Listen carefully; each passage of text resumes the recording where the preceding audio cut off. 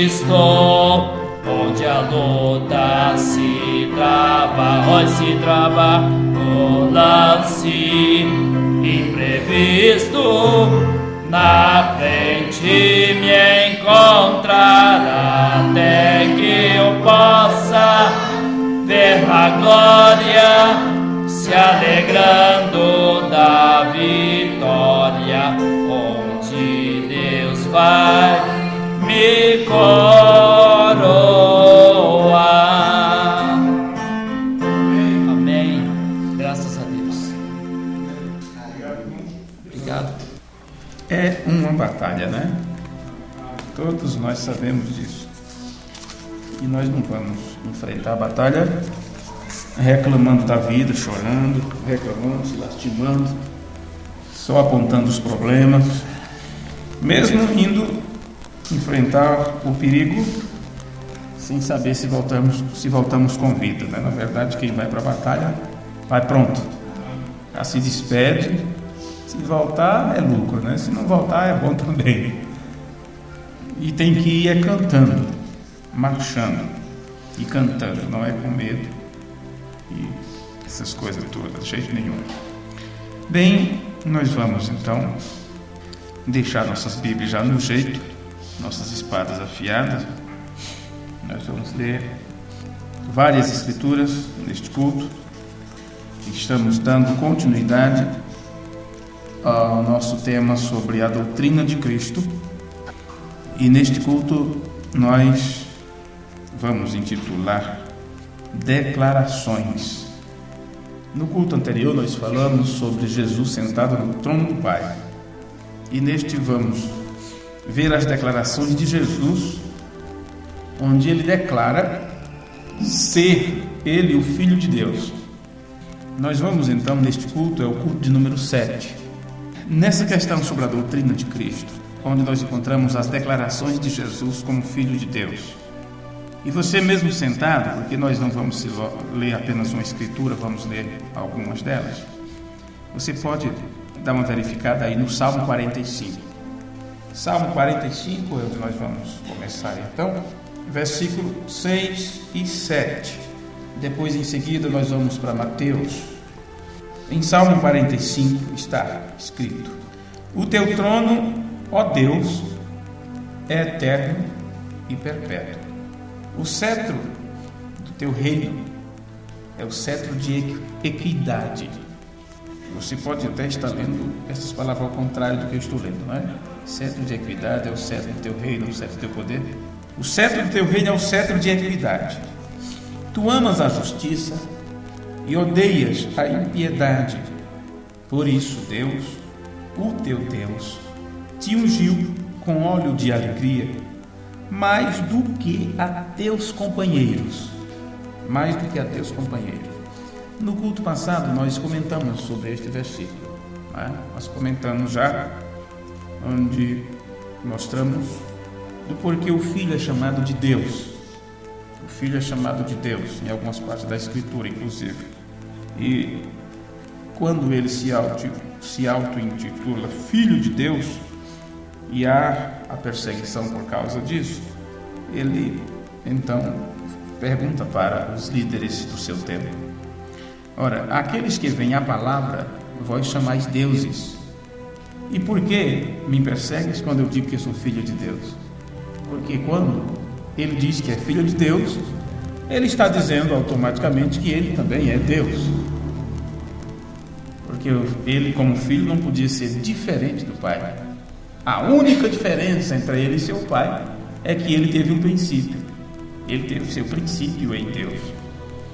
E aí, quando você estuda os princípios, quando você estuda o que é eterno, se você não tiver muito cuidado, você chega a entrar em contradição consigo mesmo, com seus próprios pensamentos.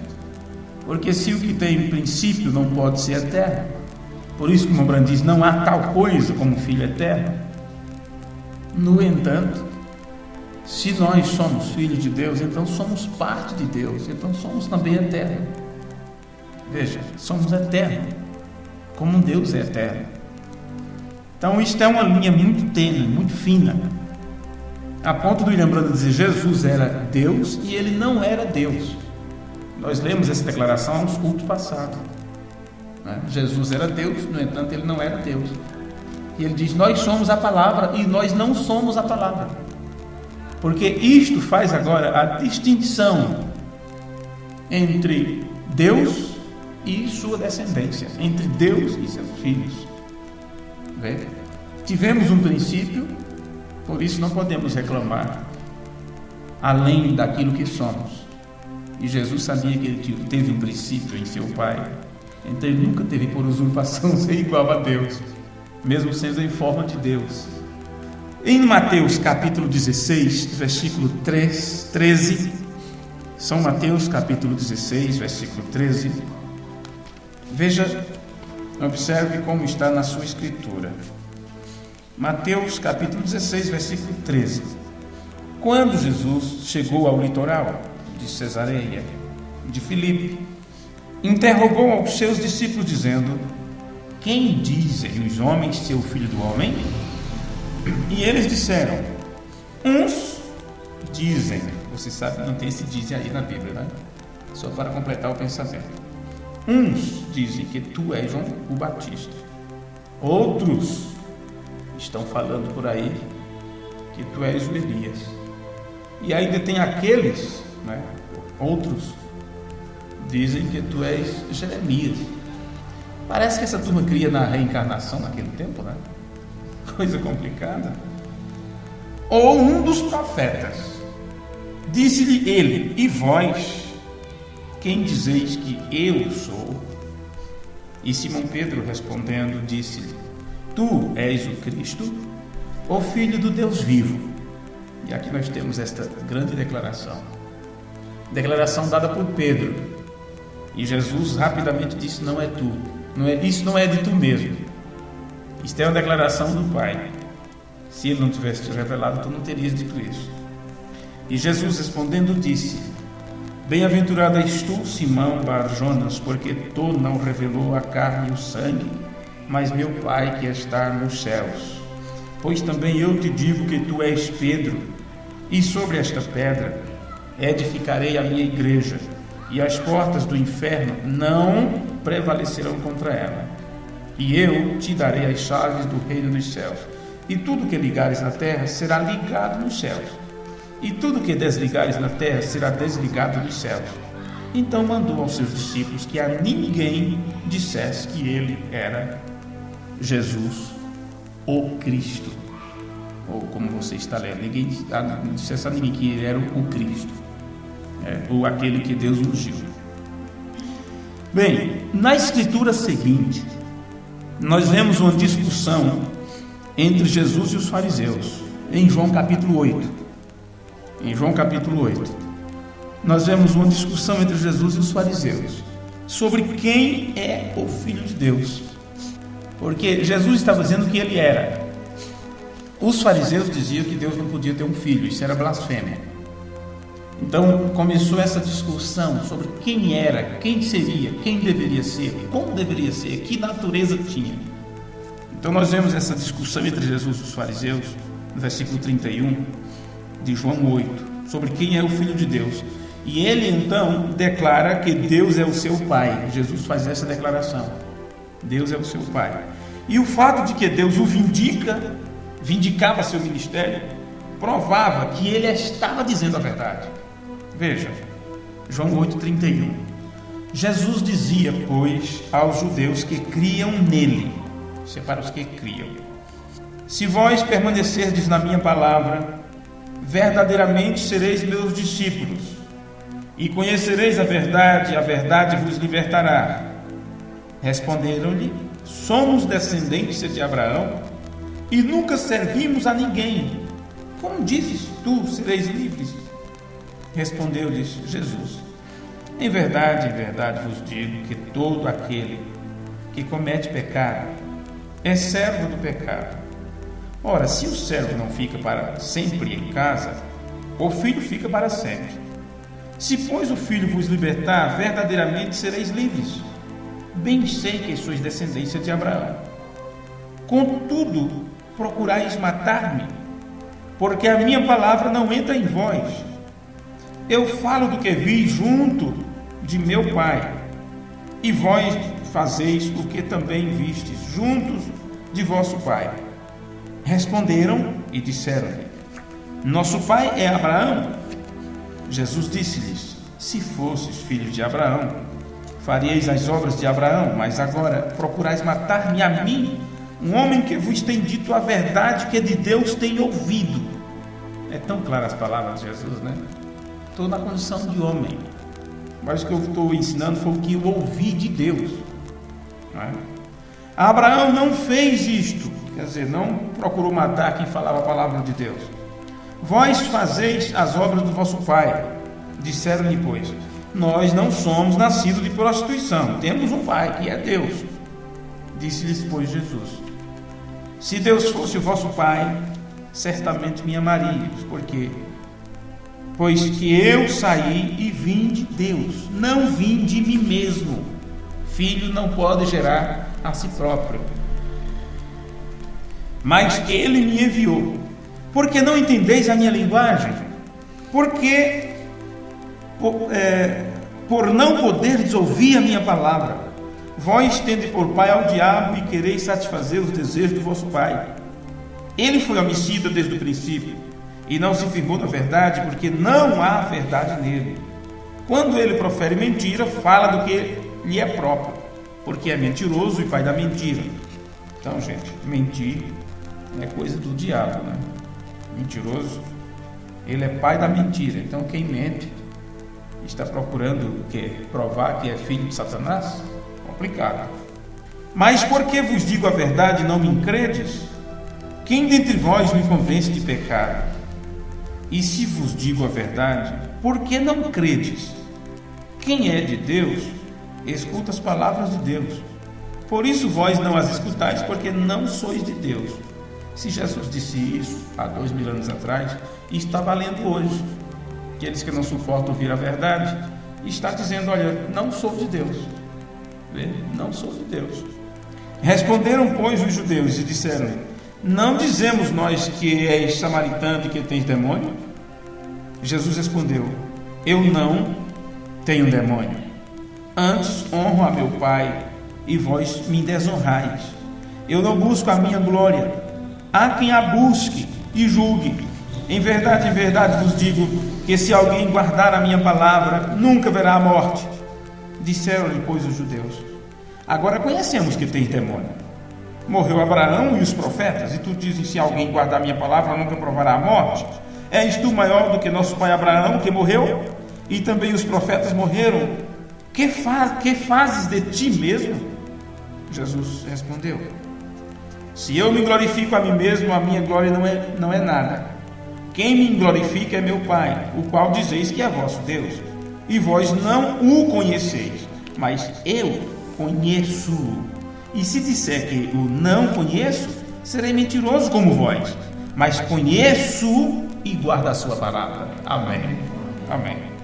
Então a forma de você conhecer e reconhecer que Deus é seu Pai é guardando a palavra dele. Não é dizendo que é filho de Deus, que Deus é meu Pai. Eles também diziam o mesmo, mas não guardavam a sua palavra. E Jesus disse: eu o conheço, porque eu guardo a sua palavra. Então, na próxima escritura, nesta palestra, apenas estamos olhando as declarações de Jesus como filho de Deus. Na próxima escritura que iremos ler, nós vamos ver novamente um argumento a respeito de quem é Jesus.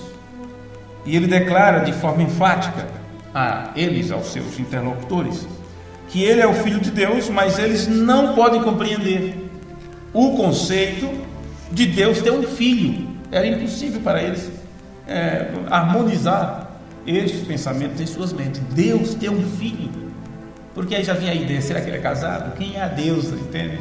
E toda aquela coisa. Eles não conseguiam.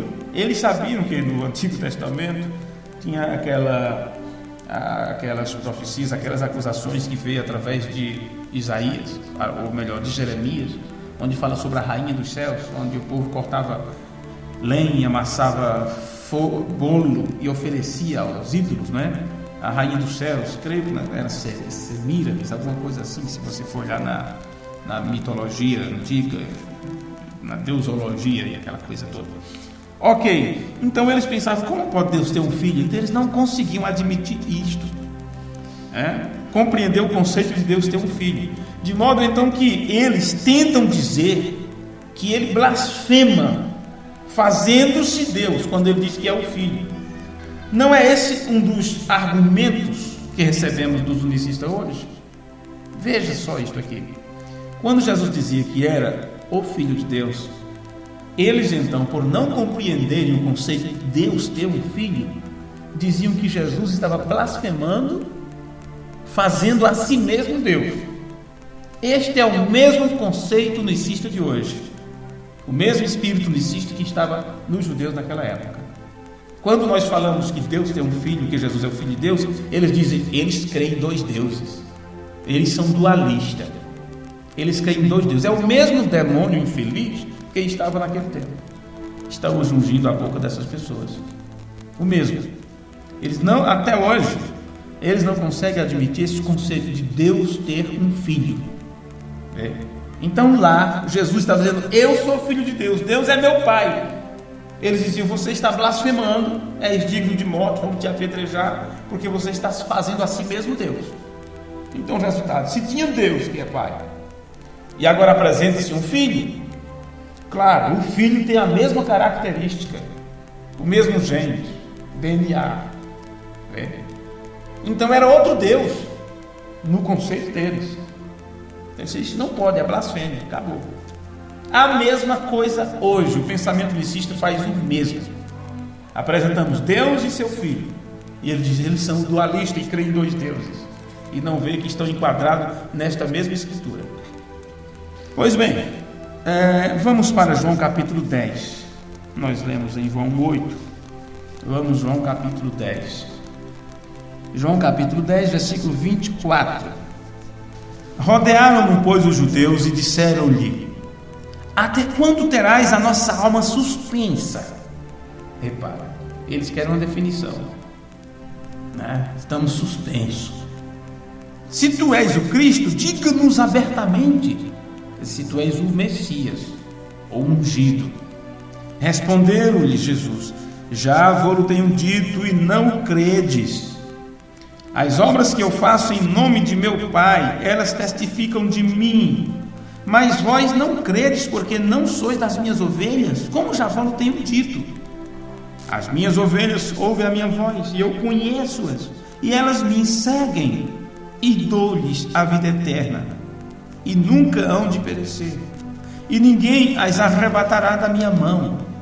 Meu Pai, que mais deu, é maior do que todos, e ninguém pode arrebatá-las da mão de meu Pai. Eu e o Pai somos um. Você vê que durante toda a Escritura, Jesus está mostrando Ele e o Pai, Ele e o Pai. Aí quando chega nessa Escritura que Ele diz, eu e o Pai somos um, então todos pegam apenas essa Escritura e isolam todas as demais. Diz, olha aqui, eu e o Pai somos um, então Ele é o Pai, Ele é o próprio Pai. Mentira, Ele nunca disse que Ele era o Pai. Ele disse, eu e o Pai somos um, não que Ele era o Pai. E do mesmo jeito Ele disse, e você também tem que ser um com o Pai. Ou Ele não disse isso em João 17? Para que todos sejam um, como eu e tu somos um. William Branham disse, a razão de que ele era um com o seu Pai era porque o Pai estava morando dentro dele, estava habitando nele. Os judeus pegaram então outra vez, porque já tinham feito isso antes, em pedras para apedrejá-lo. Respondeu-lhes Jesus, tenho-vos mostrado muitas obras boas procedentes de meu Pai. Por qual destas obras me apedrejais? Os judeus responderam, dizendo-lhe, não te apedrejamos por alguma obra boa, mas pela blasfêmia, porque sendo tu homem, te fazes Deus a ti mesmo. Vê? Onde é que Jesus estava se fazendo de Deus aqui? Para gerar entre eles uma doutrina ou um conceito de que Jesus estava ensinando uma dualidade ou dois deuses.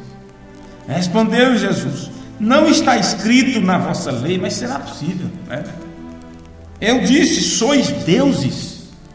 Pois se a lei chamou deuses aqueles a quem a palavra de Deus foi dirigida, e a Escritura não pode ser mudada, ser anulada. Se lá a quem vê a palavra foi chamado de Deus, isso continua. A quem vê a palavra são deuses também. Aquele a quem o Pai santificou e enviou ao mundo, vós dizeis blasfêmias, porque disse sou filho de Deus.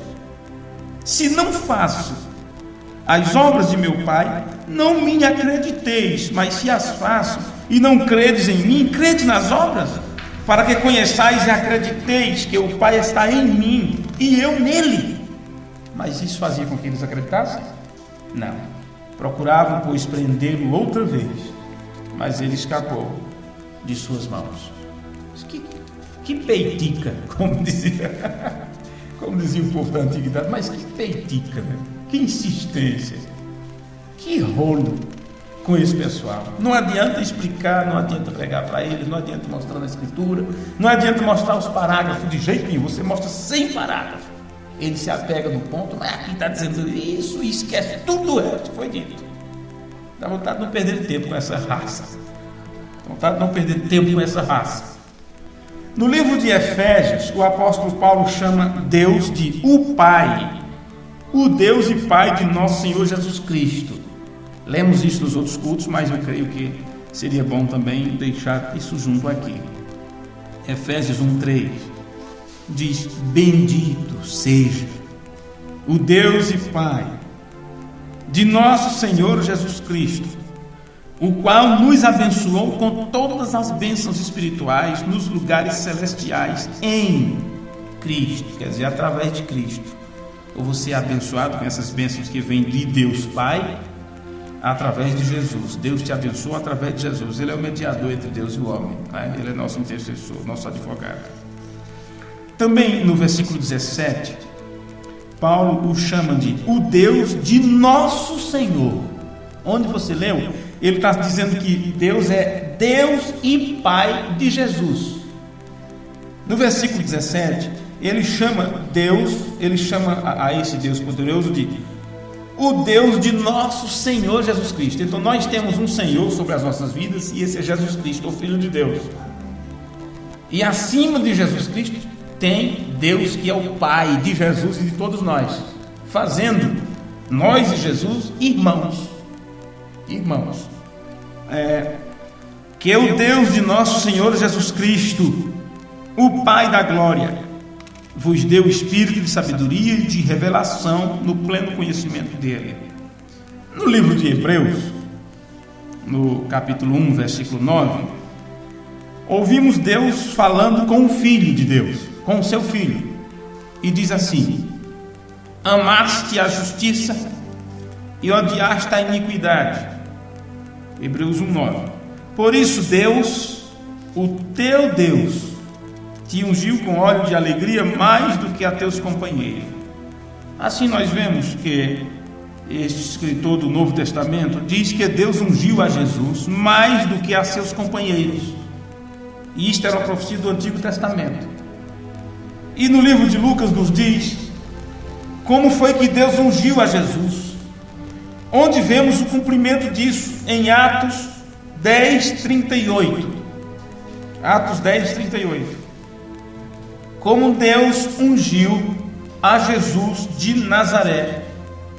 Vê, a profecia dizia assim: por isso Deus, o teu Deus, te ungiu. E aqui está expressado no livro de Atos: como Deus ungiu a Jesus de Nazaré com o Espírito Santo e com virtude, o qual andou fazendo bem e curando a todos os oprimidos do diabo, porque Deus era com ele, ou Deus estava nele. Deus estava em Cristo, reconciliando o mundo consigo mesmo. Nós lemos agora em Atos 10:38, né? Então você vê, aqui diz que Deus ungiu a Jesus de Nazaré com o Espírito Santo. Aqui não diz que Jesus ungiu a si mesmo, como tantos tentam nos ensinar, porque se ele é o próprio Pai, então ele tinha que ungir a si próprio. Na verdade, eles não querem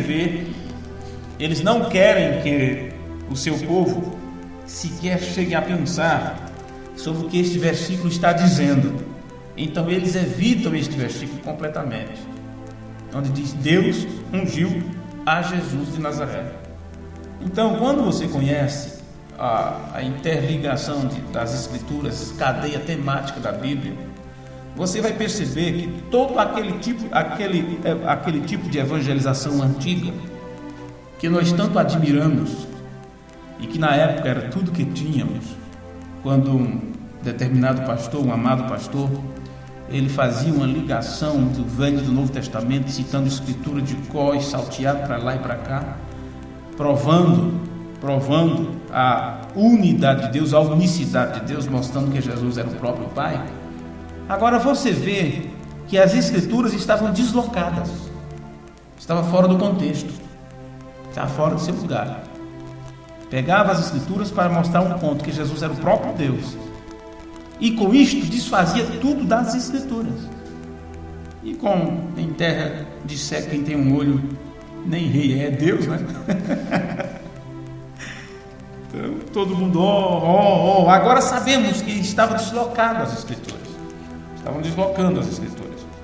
Bem, se apenas tivesse pego este ponto aqui, onde diz Deus ungiu a Jesus de Nazaré, isso já desfazia qualquer outra ninho, né, de doutrina que não fosse a mesma dos apóstolos e dos profetas.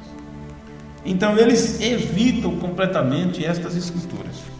Agora deixe-me ler para vocês o que disse o William Branham. Já lemos aqui umas 6 Escrituras nós já lemos, 7. Então vamos ver o que disse o irmão Branham no sermão O Profeta Eliseu, do dia 2 de mês 10, outubro de 56, parágrafo 21. O profeta Eliseu. Nós temos esta mesma citação e ela foi traduzida com o título O Profeta Elias. O Profeta Elias.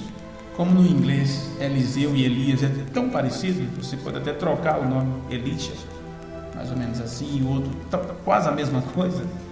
Então o tradutor trocou, mas agora está traduzido corretamente. O profeta Eliseu. Parágrafo 21. E Jesus, o batismo que ele teve foi o batismo do Espírito Santo que estava nele. Você leu em Atos 10, 38, dizendo: Deus ungiu a Jesus de Nazaré com o Espírito Santo e com virtude, não é? Então aqui está irmão Branham neste sermão falando sobre o tema. Jesus, o batismo que ele teve foi o batismo do Espírito Santo que estava nele, que veio a ele no Rio Jordão, depois que ele foi batizado em água. João deu testemunho. Ele viu o Espírito de Deus como uma pomba vindo sobre ele. E observe, então quando ele subiu, ele enviou de volta o mesmo manto em que ele estava envolvido, o Espírito Santo sobre a igreja. Então Jesus foi ungido com o Espírito Santo. Ele recebeu esse batismo com o Espírito Santo. E foi quando ele foi batizado no Rio Jordão. E Deus, o Pai, que é o Espírito eterno, que é chamado Espírito Santo, porque Deus é santo, veio habitar nele em plenitude. E ali Jesus recebeu o batismo do Espírito Santo. Depois que Jesus morreu, ressuscitou e subiu e foi colocado à destra de Deus, o mesmo manto que o envolvia, o mesmo Espírito que o ungiu, veio do Pentecostes para estar com a igreja. Então, quando foi que Jesus recebeu isto? Foi após o batismo no Rio Jordão. Você observa que este profeta vindicado de Deus, William Branham, disse que esta unção sobre Jesus foi o batismo do Espírito Santo que Jesus recebeu no Rio Jordão.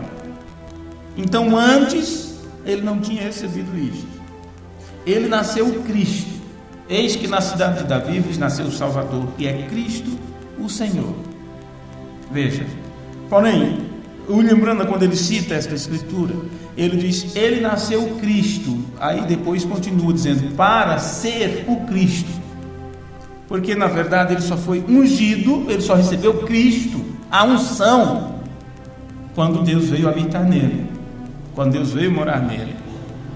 E esta unção saiu dele em um momento, o abandonou, o deixou. O irmão Brano fala disso na mensagem Filhos de Deus Manifestado, ou Manifestação dos Filhos de Deus, parágrafo 88. Ele nos diz que a unção deixou Jesus no Getsemane. No jardim do Getsemane a unção o deixou, sabe? Ele tinha que morrer como um pecador. Ele morreu um pecador, você sabe disso. Não os pecados dele, não os seus pecados, mas o meu e o teu. Então a unção deixou e ele ficou sozinho como homem, assim como era antes do batismo. No sermão ao nascer do sol, disse William Branham, quando Deus olhou lá sobre o corpo, o Espírito o deixou no jardim do Getsemane. Ele tinha que morrer um homem. Lembrem-se, amigos, ele não precisava fazer isso. Ele era Deus. Deus ungiu aquela carne, que era a carne humana, e ele não precisava.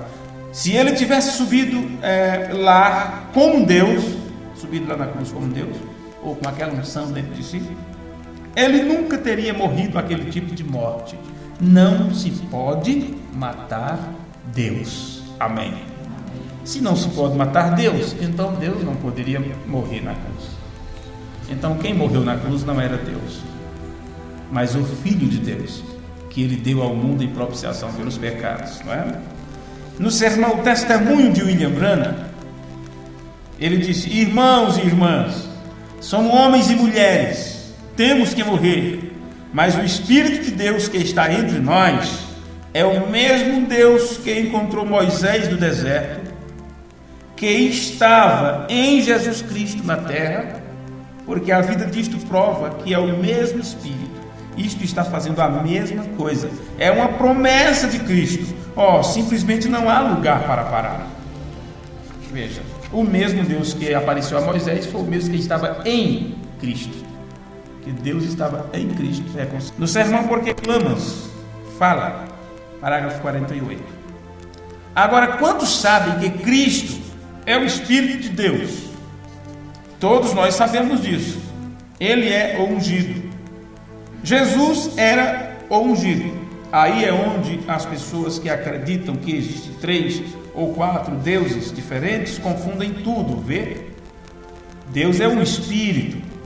Jesus era o corpo em que o Espírito de Deus habitava, que o fez Emanuel. Tão simples. Na cidade de Davi nasceu o Salvador, que é Cristo Senhor. O seu nome será maravilhoso e tal. Será Emanuel, Deus conosco. Está vendo? Jesus é Deus, porque ele é Emanuel, Deus conosco. Não é bem assim, gente. Olha o contexto do caso. Jesus é um homem. Ele nasceu como um homem. Mas o Espírito que o ungiu é Deus. Veja, somente aquele ser poderia comportar dentro de si a totalidade de Deus, porque não tinha pecado, parte de Deus que foi entregue como presente para nós. Somente aquele ser pôde comportar Deus em plenitude. Agora Deus naquele homem faz dele o que? Emanuel, que é a tradução de Emanuel, Deus conosco. Deus não poderia estar conosco a não ser daquela forma, dentro de seu filho. Não tinha outro canal, não tinha outro jeito. Não seria como pilar de fogo, não seria como uma nuvem, não seria como uma manifestação da natureza. Deus conosco, ele tinha que estar dentro de um corpo humano, feito da mesma química, da mesma substância que nós, como seres humanos, porém gerado de uma forma totalmente diferente da nossa. Sem intercurso sexual, sem pensamento humano, sem nenhum pecado, sem nada. Mas Deus, habitando nele, fez dele o quê? O Emanuel. Não é que Jesus, o Filho de Deus, é Deus conosco, ou o mesmo Deus. Irmão Brando está explicando aqui. Não posso fazer nada, né? Não posso fazer nada. Deus é um Espírito. Jesus era o corpo em que o Espírito de Deus habitava. O que o fez Emanuel. Deus tabernaculou na terra. Ele era Deus. Jesus Cristo foi Deus, veja, mas ele era o Filho de Deus. O Brando sempre deixa claro. Se eu pegar ele dizendo aqui, Jesus Cristo foi Deus, e encerrar aqui, eu levo adiante o pensamento de Cristo, dizendo que ele era o próprio Deus. Mas se eu prossigo, ele diz, mas ele era o Filho de Deus. Sua carne era o Filho de Deus, porque Deus o criou, mas por dentro ele era Deus. É isso que nós temos que ser também. As pessoas nos veem um homem por fora, mas Deus por dentro, desde que o Espírito Santo esteja em você. Jesus dizia, não sou eu que faz as obras, é o Pai que habita em mim. Então, você preste bem atenção que não é o Pai dizendo, sou eu que estou dentro desse corpo, como se fosse apenas uma casca e o Espírito Santo dentro fosse Deus, movendo aquela casca. Não era assim, não era dessa forma. E é muito fácil as pessoas pensarem assim. Mas nós temos aqui um Filho com corpo, espírito e alma, interagindo com as pessoas e dizendo, você quer saber, você está vendo isso que eu estou fazendo? É porque o meu Pai está dentro de mim realizando as obras. E como era que o Pai realizava? Porque tudo quem faz é Deus. No entanto, ele curava um homem, curava uma mulher e mostrava em visão para seu filho aquela mulher sendo curada. Então o filho lá dizia, levanta-te, você pode ir embora para casa. Meu Pai já mostrou você sendo curado. A mesma coisa que acontecia através de William Branham. Mesma coisa. Primeiro Deus lhe mostrava a visão. Então, uma vez que ele tinha a visão, ele ia até aquela pessoa e dizia, assim diz o Senhor, você pode fazer a comida. Tem quanto tempo você não come? 2 meses, 3 meses com a sonda e aquela coisa toda? Prepara o lanche, prepara o sanduíche, assim diz o Senhor, você vai se levantar dessa cama. No outro dia está a pessoa varrendo o terreiro, aquela alegria toda. Desse jeito. Mas por quê? Deus já tinha mostrado em visão. E isto foi dito que tem que ser, assim como Deus esteve em Cristo, Deus tem que estar também na igreja. Não podemos ter em plenitude, porque somente o Filho comporta plenitude, só Ele, não é? Só em Cristo a deidade se torna, temos a plenitude da divindade em um corpo, somente em Jesus Cristo, e ninguém mais. Então, meu Pai que está em mim, e naquele dia você saberá que eu estou no Pai, e o Pai está em mim, e eu em você, e você em mim. Aí está você. Porque o irmão Branham engloba tudo, assim como tem esse intercâmbio seria troca, né? Troca. Então o nome devia ser outro. Assim como tem esse entrelaçamento entre ele e o seu Pai, ele está dizendo, tem que ser com vocês também, para que todos sejam um, como eu e o Pai somos um, tal, eu nele, tu em mim, tal. Agora em Romanos 15, versículo 5 e 8, Romanos 15, Paulo nos diz que Deus é o Pai de nosso Senhor Jesus Cristo. Romanos 15, versículo 8, diz assim, ora, o Deus de paciência e consolação vos conceda o mesmo sentimento uns para com os outros, segundo Cristo Jesus, para que possam com uma mente e uma boca glorificar ao Deus e Pai de nosso Senhor Jesus Cristo. Paulo, parece que está longe isso, viu? De todos confessarem uma só boca. Romanos 15, versículo 5 até o 8. Para que possam com uma mente e uma boca glorificar ao Deus e Pai de nosso Senhor Jesus Cristo. Portanto, recebei-vos uns aos outros, como também Cristo nos recebeu, para a glória de Deus. Digo, pois, que Jesus Cristo foi ministro da circuncisão por causa da verdade de Deus, para que confirmasse as promessas feitas aos pais. Então você vê aqui, nós sempre encontramos com muitas escrituras onde nós temos essas declarações, como também em 2 Coríntios.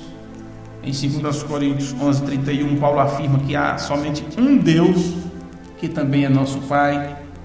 Em 2 Coríntios 1:3, Paulo diz que Deus é o Pai de Jesus Cristo, né? Ele diz, bendito seja o Deus e Pai de nosso Senhor Jesus Cristo, Pai das misericórdias e de toda consolação. E não só encontramos Jesus e Paulo declarando que Deus é o Pai de Jesus, mas encontramos também o apóstolo Pedro afirmando a mesma coisa. 1 Pedro capítulo 1, versículo 3. Você conhece tanto essa escritura, já temos citado tantas vezes. Bendito seja o Deus e Pai de nosso Senhor Jesus Cristo, que segundo a sua grande misericórdia nos gerou de novo para uma viva esperança pela ressurreição de Jesus Cristo dentre os mortos. E de uma forma mais específica, Pedro nos diz que ouviu o próprio Deus. Gente, mas será que não dá para acreditar no testemunho de Pedro, não? Pedro disse que ouviu do próprio Deus, não é? De cima da montanha. Deus falou sobre o seu relacionamento com seu Filho Jesus Cristo. Veja 2 Pedro capítulo 1, versículo 16 e o 19. Será que esses incrédulos não conseguem acreditar no testemunho de quem estava do lado de Jesus? Ou não foram convertidos pela pregação de Pedro? Jesus disse: quando converteres, apacenta meu rebanho, cuida dos teus irmãos, converte teus irmãos. E até hoje todo mundo lê São Pedro para lá e para cá, o batismo de Pedro e tal. E cadê que não se converte com essas palavras de Pedro? 2 Pedro 1,16. Porque não vos fizemos saber o poder e a vinda de nosso Senhor Jesus Cristo, segundo fábulas artificialmente compostas. Ele está dizendo assim: olha, isso não é conto de carochinha, não é lenda, não é as histórias que nossos avós contavam para a gente dormir, não, falando sobre o boi da cara preta, falando sobre o bicho-papão, né? O bicho-papão em cima do telhado, contando que a cuca vem pegar para poder a gente dormir, né? Falando sobre a bola, sobre o monaê, tanto nome, tanto bicho feio que a gente ouvia quando era pequeno para poder dormir, o velho do saco. Essas histórias, Pedro está dizendo isso. Não pense que isso é historinha de trancoso. Não estamos seguindo fábulas artificialmente compostas, mas nós mesmos vimos a sua majestade. Aqui testemunho ocular, testemunho de primeira instância. Porquanto ele recebeu de Deus Pai toda a glória, quando na magnífica glória lhe foi dirigida a seguinte voz: este é meu filho amado, em quem me tenho me comprazido. Em quem me tenho comprazido. E ouvimos esta voz dirigida do céu, estando nós com ele no monte. Amém. Que voz Pedro ouviu? Este é meu filho. Vê? Observe que o que Pedro diz sobre isso. Ele continua chamando isso de uma palavra muito firme, porque ele foi uma testemunha do que Deus lhe disse. Pedro é testemunha desta declaração. Isso não é nenhuma teologia, mas Deus que interpreta a sua palavra, trazendo ao cumprimento. E ele viu isto e foi testemunha do registro que Deus deu a respeito de seu filho.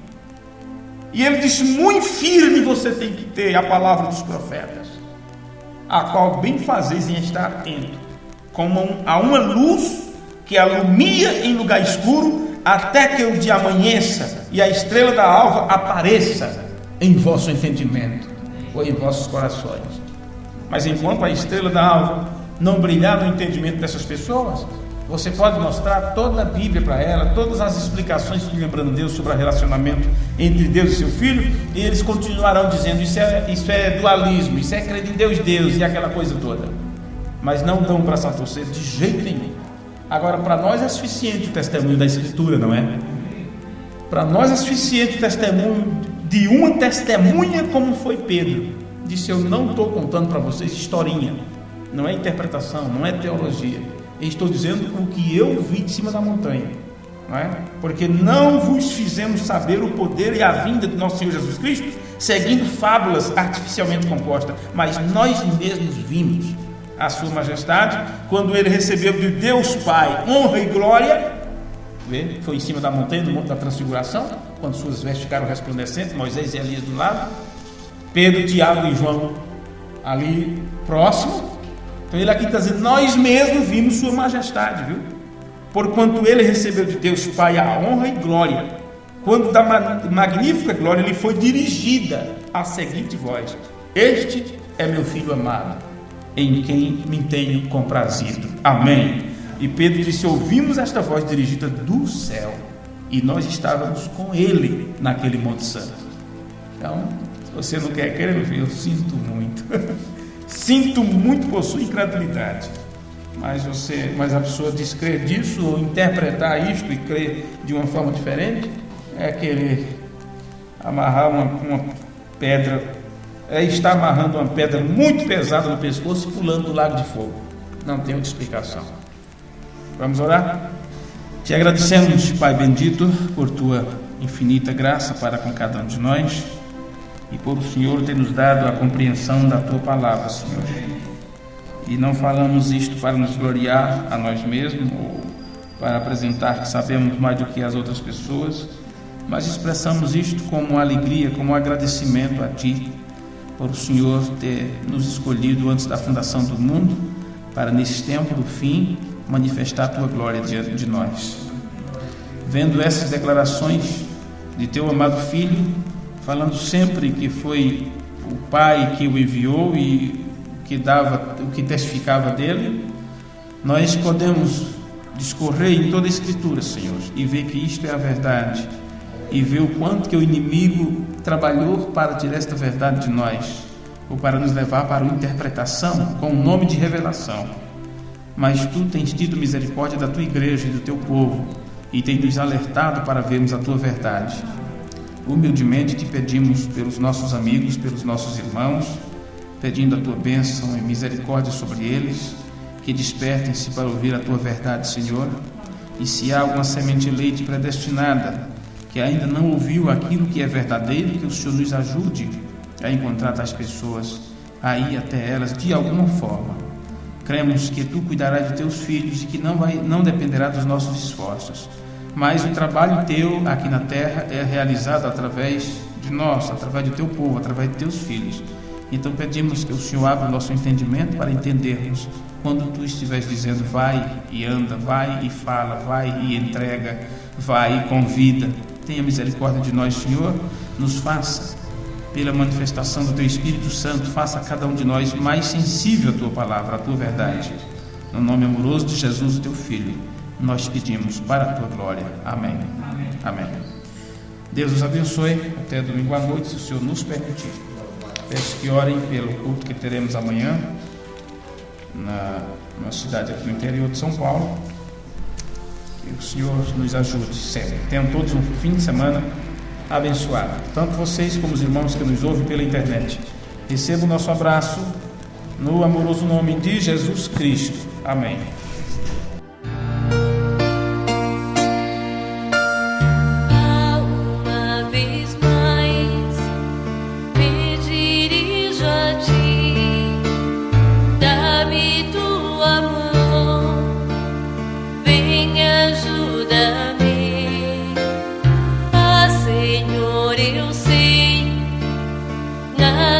Sou sem Ti, Tu és o meu Rei. Venho te pedir que meu caminhar seja junto a Ti e o meu falar provenha de Ti, que a Tua luz permaneça em mim. Só assim eu sei agradar a Ti. Só assim eu sei agradar a Ti.